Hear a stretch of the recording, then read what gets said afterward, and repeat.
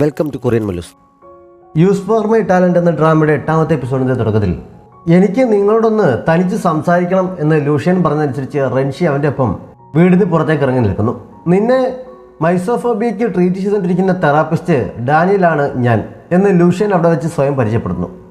ആദ്യമൊന്ന് ഷോക്കായെങ്കിലും നമ്മൾ തമ്മിൽ ഇതിപ്പോൾ ആദ്യമായല്ല കാണുന്നത്. പലതവണ കണ്ടിട്ടും ഇക്കാര്യം ഇതുവരെ പറയാതിരുന്നത് എന്താണ്? ഇങ്ങനെയുള്ള ഒരാളെ ഞാൻ എങ്ങനെ വിശ്വസിക്കുമെന്ന് റെൻഷി ചോദിക്കുന്നു.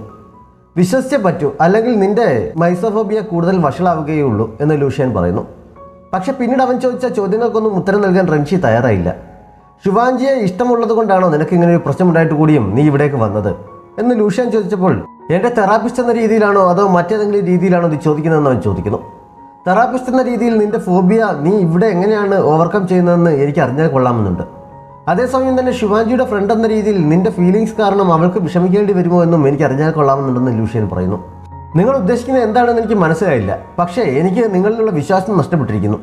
അതുകൊണ്ട് തന്നെ ട്രീറ്റ്മെൻറ്റ് നമുക്ക് ഇവിടെ വെച്ച് നിർത്താമെന്ന് പറഞ്ഞിട്ട് റെൻഷി തിരിഞ്ഞെടുക്കുന്നു. ശുവാഞ്ചി നിനക്ക് സ്പെഷ്യലാണ് എന്ന് നീ കരുതുന്നുണ്ടാകാം, പക്ഷേ അവൾ നിനക്ക് ഇമ്മ്യൂൺ ആയതുകൊണ്ട് മാത്രമാണോ നീ അവളോട് അടുപ്പം കാണിക്കുന്നത്?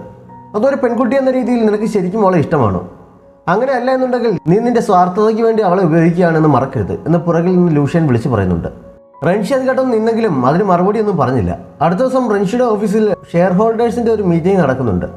BG ഗ്രൂപ്പിൻ്റെ പ്രോജക്റ്റ് നഷ്ടപ്പെട്ടതിലൂടെ കമ്പനിക്ക് വലിയ ഒരു സാമ്പത്തിക നഷ്ടം തന്നെ സംഭവിച്ചിരിക്കുകയാണ്. തൽക്കാലം അത് മറികടക്കാനായി എന്തെങ്കിലും നിർദ്ദേശങ്ങളുണ്ടോ എന്ന് റെൻഷി ചോദിച്ചപ്പോൾ മാനുവൽ ഡിപ്പാർട്ട്മെൻറ്റ് പിരിച്ചുവിടുന്ന കാര്യം കുറേ നാളായി ആലോചിക്കുന്നതല്ലേ, ചിലവ് കുറയ്ക്കാൻ വേണ്ടി അതിപ്പോൾ തന്നെ നടപ്പിലാക്കണമെന്ന് കുറച്ച് നിർദ്ദേശങ്ങളും ഈ സംഭവത്തിന് മാനുവൽ ഡിപ്പാർട്ട്മെൻറ്റുമായി യാതൊരു ബന്ധവുമില്ല. അതുകൊണ്ട് അവരെ ഇതിലേക്ക് തൽക്കാലം വലിച്ചിഴക്കേണ്ട. എനിക്ക് 10 ദിവസത്തെ സമയം കൂടി വേണം. അതിനുള്ളിൽ പുതിയ ഓർഡറുകൾ കണ്ടെത്താൻ ശ്രമിക്കാം. അതിന് കഴിയുന്നില്ലെങ്കിൽ നമുക്ക് വീണ്ടും ഒരു ഷെയർ ഹോൾഡേഴ്സ് മീറ്റിംഗ് കൂടി നടത്താം. മാനുവൽ ഡിപ്പാർട്ട്മെൻറ്റ് പിരിച്ചുവിടുന്നതിനെ പറ്റി അപ്പോൾ ആലോചിക്കാമെന്ന് റെൻഷി പറയുന്നതിനാൽ എല്ലാവരും സമ്മതിക്കുന്നു. ആ സമയത്ത് ഡോങ്ഷി അവിടേക്ക് വന്ന് ഫോണിൽ ഒരു വീഡിയോ റെൻഷിയെ കാണിക്കുന്നു. മുമ്പ് ശുവാഞ്ചി അച്ഛന് പകരം വേസ്റ്റ് പെറുക്കാൻ പോയ സമയത്ത് റോഡിൽ വെച്ച് അവളുടെ തലയിലിരുന്ന കാർഡ്ബോർഡ് അവൻ എടുത്തു മാറ്റുന്ന സമയത്തുള്ള വീഡിയോ ആയിരുന്നു അത്. ഇപ്പോൾ അത് വൈറലായിരിക്കുകയാണ്. ഹുയു ശുവാഞ്ചിക്കും ആ വീഡിയോ കാണിച്ചു കൊടുക്കുന്നുണ്ട്. ഒരു പണക്കാരൻ പാവപ്പെട്ട ജോലിക്കാരെ ഉപദ്രവിക്കുന്നു എന്ന രീതിയിലായിരുന്നു വീഡിയോയുടെ ക്യാപ്ഷൻ. ഈ സംഭവം കഴിഞ്ഞിട്ട് കുറേ ആഴ്ചകൾ തന്നെ കഴിഞ്ഞതല്ലേ, ഇപ്പോൾ ഇത് ആരാണ് കുത്തിപ്പൊക്കിയതെന്നൊക്കെ ശുവാഞ്ചി ചോദിക്കുന്നുണ്ട്. അതിന് താഴെയുള്ള നെഗറ്റീവ് കമൻറ്റ്സ് കണ്ടപ്പോൾ ഇതിങ്ങനെ വിട്ടാൽ പറ്റില്ല, ക്ലിയർ ചെയ്യാൻ എന്തെങ്കിലും ചെയ്തേ പറ്റുമോ എന്ന് പറഞ്ഞ് അവൾ റെൻഷിയുടെ ഓഫീസിലേക്ക് ഓടാൻ തുടങ്ങിയപ്പോഴാണ് അവൻ ഡോങ്ഷിക്കൊപ്പം താഴേക്ക് ഇറങ്ങി വന്നത്. അവൾ ഓടിച്ചത് അവൻ്റെ കയ്യിൽ പിടിച്ചിട്ട് വീഡിയോയുടെ കാര്യം പറയുന്നു.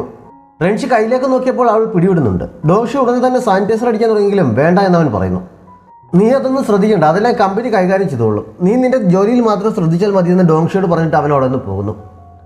റെൻഷിയുടെ വീഡിയോ വാങ്ഷിയാനും കണ്ടിരുന്നു. അവൾ അതിൻ്റെ കമൻറ്റ്സ് വായിച്ചുകൊണ്ടിരിക്കുമ്പോഴാണ് വെഞ്ചി ഒരു ബൊക്കയുമായി അവിടേക്ക് വന്നത്. അവൻ കാണാതെ അവൾ പെട്ടെന്ന് ഫോൺ ഓഫാക്കി വെക്കുന്നുണ്ട്. വർക്കിൻ്റെ കാര്യം സംസാരിക്കാനാണെന്ന് പറഞ്ഞാണ് വെഞ്ചി വന്നത്. പ്രോജക്റ്റ് മോഡൽ അവളെ കാണിച്ചു കൊടുക്കാൻ എന്ന രീതിയിൽ ഫോണിൽ ഫോട്ടോ കാണിക്കുന്ന കൂട്ടത്തിൽ അബദ്ധം പറ്റിയതുപോലെ ബാറിൽ നിന്ന് ശുവാഞ്ചിയുടെ കയ്യിൽ പിടിച്ചുകൊണ്ട് പോകുന്ന റെൻഷിയുടെ ഫോട്ടോയും അവൻ അവളെ കാണിക്കുന്നു. അവളുടെ മനസ്സിൽ കുത്തിരിപ്പുണ്ടാക്കാനായി ഓരോന്ന് പറയുന്നുമുണ്ട്.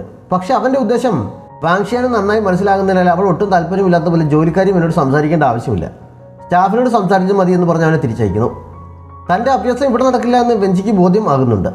അവൻ പുറത്തേക്ക് നടക്കുമ്പോൾ സാറ് പറഞ്ഞതുപോലെ ഞാൻ വീഡിയോ ഓൺലൈനിൽ പോസ്റ്റ് ചെയ്തു, അതിപ്പോൾ വൈറലായിരിക്കുകയാണെന്ന് പറഞ്ഞ് മാർക്ക് അവന് മെസ്സേജ് അയക്കുന്നുണ്ട്. വെഞ്ചിയുടെ നിർദ്ദേശപ്രകാരം റെൻഷിയുടെ വീഡിയോ അപ്ലോഡ് ചെയ്തത് മാർക്കായിരുന്നു. വെഞ്ചി പോയി കഴിഞ്ഞപ്പോൾ നിന്റെ ദുരുദ്ദേശം എനിക്ക് നന്നായി അറിയാം എന്ന് പറഞ്ഞ് ബൊക്കെ എടുത്ത് അവൾ വേസ്റ്റ് ബിന്നിൽ ഇടുന്നുണ്ട്. മാത്രമല്ല അവൾ തൻ്റെ ചാനലിൽ ലൈവ് വന്ന് റെൻഷിക്കെതിരെയുള്ള വീഡിയോയെക്കുറിച്ച് അത് തെറ്റാണെന്ന രീതിയിൽ സംസാരിക്കുകയും ചെയ്യുന്നു. അദ്ദേഹത്തെ എനിക്ക് നേരിട്ട് അറിയാവുന്നതാണ്. അദ്ദേഹം ഒരിക്കലും സാധാരണക്കാരോട് ഇങ്ങനെ ചെയ്യുന്ന കൂട്ടത്തിലല്ല എന്നൊക്കെ പറഞ്ഞ് അവനെ സപ്പോർട്ട് ചെയ്യുന്ന രീതിയിലാണ് അവൾ സംസാരിച്ചത്. ഡോങ്ഷി അവളുടെ സ്ഥിരം വ്യൂവറായതിനാൽ അവൻ ആ വീഡിയോ കാണുന്നുണ്ടായിരുന്നു. ലൈവായി പലരും അവളെ സപ്പോർട്ട് ചെയ്തും എതിർത്തും കമൻസ് ഇടുന്നത് അവൻ കാണുന്നു. എതിർത്തവർക്കെതിരെയായി അവനും കുറേ കമൻസ് ഇടുന്നുണ്ട്. ഒരാൾ എനിക്ക് നിന്റെ താമസ സ്ഥലം അറിയാം, നീ സൂക്ഷിച്ചോ, ഇന്ന് രാത്രി നിന്നെ ഞാൻ ശരിയാക്കുമെന്ന് കമൻറ്റ് ഇട്ടിരിക്കുന്നത് കണ്ടപ്പോൾ അവൻ കുറച്ച് ടെൻഷനാകുന്നുണ്ട്. അന്ന് രാത്രി വാങ്ഷ്യൻ ഓടാൻ ഇറങ്ങിയപ്പോൾ അവൾ അറിയാതെ അവൻ ഫോളോ ചെയ്യുന്നു. ആരോ ഫോളോ ചെയ്യുന്നെന്ന് മനസ്സിലായ വാങ്ഷ്യൻ ഇടയ്ക്ക് അവൻ്റെ കണ്ണ് വെട്ടിച്ച് ഒളിച്ചിരുന്ന് അവനെ അറ്റാക്ക് ചെയ്യുന്നുണ്ട്. ഡോങ്ഷിയാണെന്ന് മനസ്സിലായപ്പോൾ നീ എന്തിനാ എന്നെ ഫോളോ ചെയ്യുന്നത് എന്നവൾ ചോദിക്കുന്നു. ഞാൻ ഇതുവഴി പോയപ്പോൾ തനിച്ചോടുന്നത് കണ്ട് കൂടെ വന്നതാണ് എന്ന് അവൻ കള്ളം പറയുന്നു. ഇത് ഞാൻ എന്നും ഓടുന്ന വഴിയല്ലേ, പേടിക്കാൻ എന്തിരിക്കുന്നു, എനിക്ക് പേടിയൊന്നുമില്ല, മടങ്ങിപ്പോയിക്കോളാൻ പറഞ്ഞ് അവൾ വീണ്ടും തനിച്ച് മുന്നോട്ടോടിയപ്പോൾ കമൻ്റ് ഇട്ടിരിക്കുന്ന ആളായിരിക്കണം അവളെ ആക്രമിക്കുന്നു. അവൾ പോയിക്കോളാൻ പറഞ്ഞെങ്കിലും ഡോങ്ഷി പോകാതെ അടുത്തന്നെ ഉണ്ടായിരുന്നതിനാൽ ഓടി വന്ന് അയാളെ ആക്രമിക്കുന്നു. അയാളെ കീഴടക്കാൻ അവളും സഹായിക്കുന്നുണ്ട്. ഇതേസമയം റെൻഷിക്കുണ്ടായ ചീത്തപ്പേര് മാറ്റാൻ എന്താണ് വഴി എന്നാലോചിച്ച ശുവാഞ്ചി ആ വീഡിയോയിൽ പറയുന്നതെല്ലാം കള്ളമാണെന്ന് തെളിയിക്കാൻ വേണ്ടി മറ്റൊരു വീഡിയോ റെക്കോർഡ് ചെയ്യാൻ തുടങ്ങുന്നു. അന്ന് ധരിച്ചിരുന്ന അതേ ഡ്രസ്സ് തന്നെയാണ് അവൾ ഇപ്പോഴും ധരിച്ചിരിക്കുന്നത്. ആ വീഡിയോയിൽ പറഞ്ഞിരിക്കുന്നതെല്ലാം വളരെ തെറ്റാണ്. അന്നൊരു തെറ്റിദ്ധാരണയുടെ പേരിൽ അങ്ങനെ സംഭവിച്ചു പോയതാണ്. അദ്ദേഹത്തിൻ്റെ കമ്പനിയിലെ ജോലിക്കാരിയെ തന്നെ അദ്ദേഹം അവിടെ നിന്ന് പറഞ്ഞു വിടാതെ ഇപ്പോഴും നല്ല രീതിയിൽ തന്നെ സംരക്ഷിക്കുന്നുണ്ട് എന്നൊക്കെ പറഞ്ഞ് റെൻഷിയുടെ ഒരുപാട് പോസിറ്റീവായ കാര്യങ്ങൾ അവൾ വീഡിയോയിൽ പറയുന്നു. ആ വീഡിയോയിലുള്ള ആൾ തന്നെയാണ് ഇത് ബോധ്യപ്പെടുത്താൻ അന്ന് തലയിലുണ്ടായിരുന്ന ആ കാർഡ്ബോർഡും അവൾ സംഘടിപ്പിച്ചിരുന്നു. അത് അവൾ തലയിൽ വെച്ച് കാണിക്കുന്നുണ്ട്. അവൾ റെക്കോർഡ് ചെയ്യാൻ തുടങ്ങിയ സമയത്ത് തന്നെ റെൻഷി അവിടെ എത്തിയിരുന്നു. അവൾ ഇതെല്ലാം കണ്ടുകൊണ്ട് നിൽക്കുകയാണ്. അവൾ തനിക്ക് വേണ്ടി ചെയ്യുന്നത് കണ്ടപ്പോൾ കഴിഞ്ഞ ദിവസം ലൂഷ്യൻ ചോദിച്ച ചോദ്യം അവൻ്റെ മനസ്സിലേക്ക് വരുന്നു. അവളോട് കാണിക്കുന്ന അടുപ്പം സ്വാർത്ഥതയ്ക്ക് വേണ്ടി അല്ല എന്ന് സ്വയം ബോധ്യപ്പെടുത്താൻ കൂടി വേണ്ടി ആയിരിക്കണം. അവൻ മുന്നോട്ട് ചെന്ന് അവളെ കിസ് ചെയ്യുന്നുണ്ട്. തലയിൽ കാർഡ്ബോർഡ് ഇരുന്നതിനാൽ അവൻ വരുന്നത് അവൾ കണ്ടിരുന്നില്ല. അവൻ അതെടുത്ത് മാറ്റിയപ്പോഴാണ് അവൾ ആളെ കണ്ടത്. തീരെ പ്രതീക്ഷിക്കാനുള്ള കിസ് ഷിവാൻജിയെ ശരിക്കും ഞെട്ടിക്കുന്നുണ്ട്. പെട്ടെന്നുണ്ടായ ആവേശത്തിൽ ഓടിവന്ന് കിസ് ചെയ്തെങ്കിലും ആവേശം വന്നടങ്ങിയപ്പോൾ റെൻഷിക്ക് അവളോട് എന്തു പറയണം എന്നൊരു പിടിയും കിട്ടുന്നില്ല. അവനൊന്നും മിണ്ടാതെ വേഗം അവിടെ നിന്ന് പോകുന്നുണ്ട്. ഷിവാൻജി അപ്പോഴും ഷോക്കായി തന്നെ നിൽക്കുകയാണ്. അക്രമിയെ തടയുന്നതിനിടയിൽ ഡോങ്ഷിയുടെ കയ്യിൽ ചെറുതായി മുറിവ് പറ്റിയിരുന്നു. അയാളെ പോലീസിൽ ഏൽപ്പിച്ച ശേഷം വാങ്ഷിയാൻ അവൻ്റെ മുറിവിൽ മരുന്ന് വെച്ച് കെട്ടി കൊടുക്കുന്നുണ്ട്.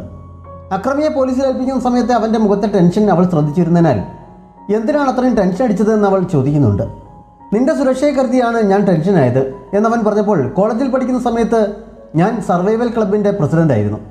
ഇങ്ങനെയുള്ള വിഷയങ്ങളൊന്നും എനിക്കത്ര വലിയ കാര്യമല്ല എന്നവൾ പറയുന്നുണ്ട്. വാങ്ഷിയാൻ അവനെക്കുറിച്ച് ശരിക്കും നല്ല ഇംപ്രഷൻ തോന്നി തുടങ്ങിയിരുന്നു. നാളെ രാവിലെ എന്നെ പിക്ക് ചെയ്യാൻ വരാമോ എന്നവൾ ചോദിക്കുന്നുണ്ട്. അങ്ങനെ ഒരു ചോദ്യം പ്രതീക്ഷിക്കാതിരുന്നാൽ ഡോങ്ഷി മറുപടി പറയാൻ മറന്നു പോകുന്നു. താല്പര്യമില്ലാത്തത് കൊണ്ടായിരിക്കുമെന്ന് വിചാരിച്ച് ഞാൻ വെറുതെ ചോദിച്ചതാണ്, വിട്ടേക്കെന്ന് പറഞ്ഞ് അവൾ തിരികെ പോകാൻ തുടങ്ങിയപ്പോൾ ഞാൻ രാവിലെ ഇവിടെ ഉണ്ടാകും എന്ന് അവൻ പുറകിൽ നിന്ന് വിളിച്ചു പറയുന്നു. അവൾ ചിരിച്ചുകൊണ്ടാണ് അകത്തേക്ക് കയറിപ്പോയത്. അവർക്കിടയിൽ ഒരു റൊമാൻസിനുള്ള സ്കോപ്പ് കാണുന്നുണ്ട്. അതേസമയം എടുത്തുചാടി ഷുയാനെ കിസ് ചെയ്ത ജുൻജയുടെ അവസ്ഥ വളരെ പരിതാപകരമായിരുന്നു.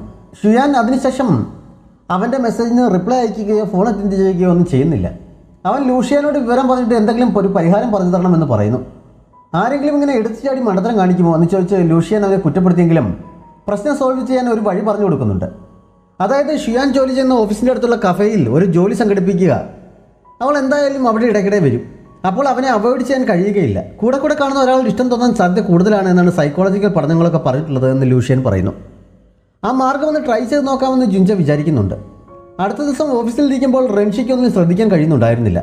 അവൻ്റെ മനസ്സ് നിറയെ തലേദിവസത്തെ കിസ്സായിരുന്നു. ഡോങ്ഷി അവൻ്റെ മുന്നിലിരുന്ന് വർക്കിൻ്റെ കാര്യങ്ങളൊക്കെ പറഞ്ഞു കേൾപ്പിക്കുന്നുണ്ടെങ്കിലും അവൻ അതിൽ പകുതി പോലും ശ്രദ്ധിക്കുന്നുണ്ടായിരുന്നില്ല. അവൻ്റെ ഇരിപ്പ് കണ്ട് പ്രത്യേകിച്ച് എന്തെങ്കിലും സംഭവിച്ചോ എന്ന് ഡോങ്ഷി തിരക്കിയെങ്കിലും ഒന്നുമില്ലാന്ന് പറഞ്ഞ് അവൻ ഒഴിഞ്ഞു മാറുന്നു. ശിവാൻജിയുടെ അവസ്ഥയും മറിച്ചായിരുന്നില്ല. ഹുയു അവളെ സഹായത്തിനായി ലാബിലേക്ക് വിളിപ്പിച്ചിരുന്നു. പക്ഷേ എന്നത്തെയും പോലെ ജോലിയിൽ ശ്രദ്ധിക്കാൻ അവൾക്ക് കഴിയുന്നുണ്ടായിരുന്നില്ല.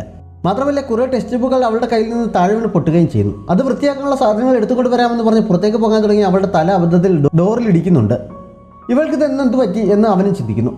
മര്യാദയ്ക്കൊന്നും ചെയ്യാൻ കഴിയാത്ത ശിവാൻജി അവസാനം റെൻഷിയുടെ കിസിനെ പറ്റി ചോദിക്കാൻ തന്നെ തീരുമാനിച്ച് അവൻ്റെ ഓഫീസിലേക്ക് ഇടിച്ച് കയറി ചെല്ലുന്നു. അവനെ കണ്ടപ്പോൾ ചോദിക്കാനുള്ള ധൈര്യമൊക്കെ ചോർന്നു പോയെങ്കിലും ബോസ് എന്തിനാ എന്നോട് അങ്ങനെ ചെയ്തത് എന്നവൾ ചോദിക്കുന്നുണ്ട്. എന്ത് മറുപടി പറയണമെന്ന് അവനും ആകെ കൺഫ്യൂഷനാക്കുന്നു. എനിക്കിതിനോട് വെറുപ്പൊന്നുമില്ല, അതുകൊണ്ടാണ് എന്ന് അവൻ പറയുന്നു. ആ സമയത്ത് ഡോങ്ഷി അങ്ങോട്ടേക്ക് കയറി വന്നതിനാൽ ബോസിന് ഡോങ്ഷിയോട് വെറുപ്പുണ്ടോ? ഇല്ലല്ലോ എന്ന് കരുതി അവനോട് അങ്ങനെ ചെയ്യുമോ എന്ന് അവൾ ചോദിക്കുന്നു. ഇല്ല എന്ന് അവൻ പറയുന്നുണ്ട്. എന്ത് ചെയ്യുന്ന കാര്യമാണെന്ന് ഡോങ്ഷി ചോദിച്ചപ്പോൾ ഒന്നുമില്ല എന്ന് പറഞ്ഞ് അവൾ അവിടെ നിന്ന് ഇറങ്ങിപ്പോകുന്നു. ഡോങ്ഷി ലാബിലേക്ക് ചെന്നപ്പോൾ ഹുയുവും വിയും കൂടി അവിടെ ക്ലീൻ ചെയ്തുകൊണ്ടിരിക്കുകയാണ്. ശിവാൻജിയാണ് ഇത് ഒപ്പിച്ചത്. ഇന്ന് അവൾക്ക് എന്തോ പറ്റിയിട്ടുണ്ട്, പെരുമാറ്റത്തിലാകെ പ്രശ്നങ്ങളാണ് അവൾ പറഞ്ഞപ്പോൾ ബോസിനും എന്തോ സംഭവിച്ചിട്ടുണ്ട്, അവർ എന്തോ ചെയ്തിട്ടുണ്ട്, പക്ഷേ എന്താണെന്ന് എനിക്ക് ഇതുവരെ മനസ്സിലായിട്ടില്ല. എന്തായാലും ഇന്ന് ബോസ് അവളെ പേടിയുള്ളതുപോലെയാണ് പെരുമാറിയതെന്ന് ഡോങ്ഷി പറയുന്നു.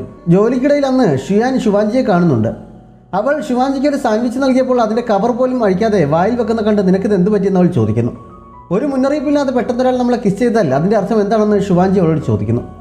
ഷിയാന് ജുൻജയെ അവളെ കിസ് ചെയ്തതാണ് അപ്പോൾ ഓർമ്മ വന്നത്.